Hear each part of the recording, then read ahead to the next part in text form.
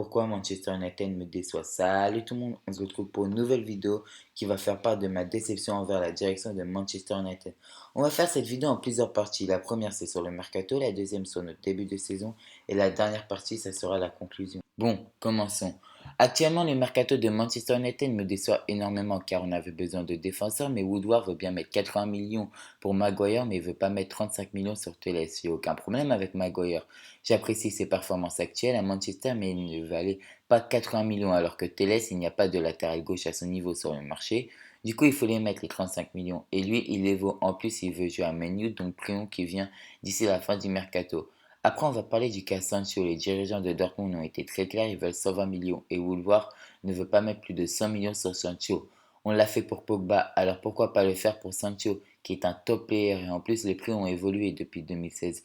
Et j'aimerais aussi un grand défenseur central et pas une promesse. J'espère que Woodward va se bouger et conclure ses transferts. Comme je suis très content de l'arrivée de Van de Beek, mais ce n'est pas suffisant et de recruter que des milieux ne va pas nous emmener au sommet de la PL.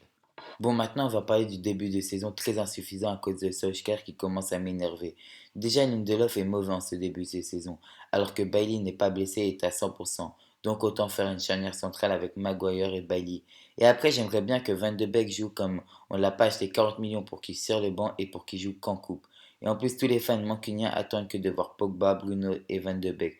J'avoue que sur le papier, c'est très excitant. Il y a deux solutions pour le faire jouer. Soit on joue en 4-4-2, soit on joue en 4-3-3. Mais si on joue en 4-3-3, on devrait faire jouer Pogba en 6. Mais si Pogba joue en 6, ça sera trop offensif, à part s'il se sacrifie. Et en plus, l'agent de Van de Beek a fait des récentes déclarations dans la presse pour que son joueur ait du temps de jeu. Donc j'espère que Solskjaer va réagir. La conclusion, c'est que j'espère que la direction va réagir. C'est que le début de saison et le mercato se termine dans une semaine. Donc je suis encore positif et sinon c'est la fin de la vidéo. Si vous avez aimé, lâchez un petit like, abonnez-vous, mettez un petit commentaire, ça me fait toujours plaisir. Et sinon, salut tout le monde!